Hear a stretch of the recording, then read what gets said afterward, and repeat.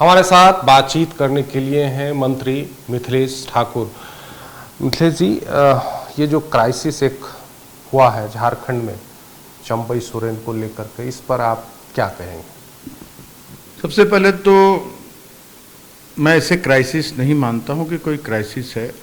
अब निश्चित रूप से हमारे झारखंड मुक्ति मोर्चा के सबसे वरिष्ठ नेता हमारे माननीय पूर्व मुख्यमंत्री चंपई सोरेन जी हैं, और जो अभी घटनाक्रम जो आपके माध्यम से या अन्य मीडिया चैनलों के माध्यम से, अखबारों के माध्यम से जो देखने को मिला, या उनका जो ट्वीट भी देखने को मिला, इन सारी बातों से लगता है कि उन्हें किसी बात का कुछ दुख है। तो घर में एक परिवार में भी बहुत तरह की बात होती है कि किसी सदस्य को किसी बात को लेकर किसी तरह का कष्ट पहुंचता है या दुख पहुंचता है, तो वो परिवार में बात को सुलझाया जाता है। झारखंड मुक्ति मोर्चा भी एक बड़ा राजनीतिक परिवार है, और परिवार की बात परिवार में होती तो बेहतर होता। एक अच्छे माहौल में अपनी बातों को रखा जाता तो बेहतर होता। लेकिन वो कह रहे हैं कि झारखंड मुक्ति, जो उनका पोस्ट है सोशल मीडिया पर, एक्स पर या फेसबुक पर, उन्होंने जो किया है कि अपमान हुआ, वो अपमान का घूंट पी रहे थे। विधायक दल की बैठक हुई, हेमंत सोरेन के, मुख्यमंत्री हेमंत सोरेन के जेल से आने के बाद, तो विधायक दल की बैठक में भी उन्होंने कहा कि उनका नया अध्याय शुरू हो रहा है अब। तो इस पर जो पोस्ट है उस पर काफ़ी उन्होंने बात कही है अपनी। देखिए, उसके बाद भी बहुत सारे घटनाक्रम हुए। अगर आप देखेंगे तो उसके बाद उन्होंने स्वेच्छा से इस्तीफा दिया। मीडिया के सामने भी उन्होंने कहा कि मैं बहुत बिना किसी दबाव के स्वेच्छा से इस्तीफा दे रहा हूँ। मंत्रिमंडल में भी शामिल हुए, ये देखा आपने। तो वो बात तो पुरानी बात हो गई। अगर किसी तरह की बात वहाँ हुई भी तो वो बात पुरानी हुई, और मुझे नहीं लगता कि वहाँ भी इस तरह की कोई बात हुई होगी। और अपनी भड़ास वहाँ उन्होंने निकाल ली थी। अपनी बातें जो उन्हें लगी थी बुरी, वो सारी बातें और सारी बातों को सभी लोगों ने गंभीरता से सुना था। माननीय वर्तमान मुख्यमंत्री जी ने भी, फिर अलग से इनकी वार्ता भी हुई। ये सारी बातों का पटाक्षेप वहीं हो गया था। ये मैं कहूँगा कि पूरी तरह से जो हमारे विपक्षी दल है भारतीय जनता पार्टी, ये भारतीय जनता पार्टी जो हमेशा इस तरह का आचरण, जोड़ तोड़, खरीद फरोख्त करती रहती है। हमारे माननीय चंपैदा के बारे में भी बहुत, अपने पार्टी के नेताओं का जितनी प्रशंसा नहीं करना, उससे ज़्यादा चंपैदा की प्रशंसा करना। तो ये इनका चाल चरित्र है कि कैसे लोगों को कमज़ोर करें, कैसे तोड़ फोड़ करें।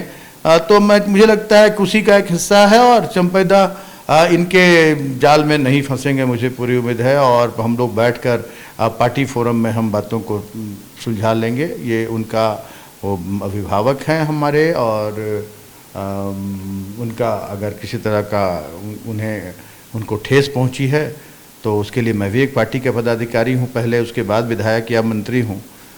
मैं भी पार्टी का महासचिव हूं, और आपके माध्यम से आग्रह करूंगा चंपैदा से कि आप पार्टी के अभिभावक हैं, पार्टी के उपाध्यक्ष हैं। आप आकर और कार्यकारी अध्यक्ष के साथ बैठकर और अपनी बातों को, जो आपको बुरी लगी है, उन बातों को रखें, उस पर निश्चित रूप से विचार होगा। आपको लगता है कि चंपई सोरेन कहीं दबाव में है, कहीं से दबाव है उनके ऊपर? देखिए, चंपैदा बहुत सुलझे हुए व्यक्ति, बहुत सीधे सरल स्वभाव के, और कहा जाए, वास्तव में अगर कहा जाए तो झारखंड मुक्ति मोर्चा के पास के ऊपर बहुत बार इस तरह की बातें हुई। बहुत सारे नेताओं ने पार्टी छोड़ी, बहुत सारे अपने अपने स्वार्थ के लिए कहीं कहीं गए इधर उधर झारखंड, लेकिन चंपैदा हमेशा डटे रहे झारखंड मुक्ति मोर्चा के साथ। और आज भी मुझे लगता है कि अगर कहीं कोई मिसअंडरस्टैंडिंग हुई है तो ये दूर हो जाएगा, और चंपैदा निश्चित रूप से अपने जो असली घर उनका है, इस उम्र के पड़ाव पर असली घर को छोड़ना ये कहीं से भी मुझे उचित नहीं लगता है।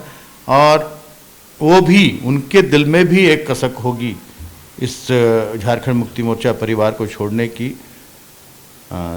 गुस्सा अगर है कहीं किसी बात को लेकर, तो मुझे लगता है कि वो शांत होगा और फिर से अपने परिवार में आएंगे। कई नेता कांग्रेस के हों या फिर शिवसेना के हों, वो ये कह रहे हैं कि 2 राज्यों का चुनाव की घोषणा हो गई, हरियाणा और जम्मू कश्मीर। झारखंड और महाराष्ट्र का चुनाव घोषणा इसलिए नहीं हो पाई, या बीजेपी पर वो आरोप लगा रहे हैं कि इन राज्यों में ये खेल करना था बीजेपी को। तो ये तो सभी लोग अब तो ये सर्वविदित कहेंगे कि अब सभी जानते हैं कि भारतीय जनता पार्टी राजनीति के इस खेल में अभी सर्वोपरि है। इस तरह इसी तरह का खेल करके सत्ता हथियाना चाहती है, क्योंकि जनता का भरोसा इन पर उठ चुका है, इन पर से पूरी तरह से उठ चुका है। और ये इस तरह जोड़ तोड़ की राजनीति करना, खरीद फरोख्त की राजनीति करना, साजिश करना, किसी को झूठे मुकदमे में फंसाना, ये सारी चीज़ें करके ये सत्ता हथियाना चाहते हैं।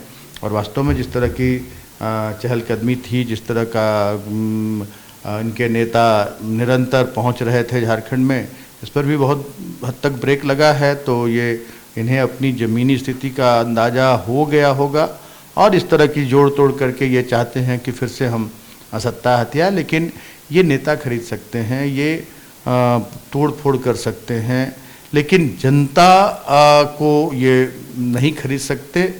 और जनता इनके साथ नहीं है, चाहे कितना भी ये कुछ कर ले, जनता इनके साथ आने वाले चुनाव में भी नहीं, और अभी लंबे समय तक जनता इन्हें स्वीकार करने वाली नहीं। तो ये थे हमारे साथ मंत्री मिथिलेश ठाकुर। कैमरामैन संजय टोपो के साथ धीरज ठाकुर, जी मीडिया, रांची।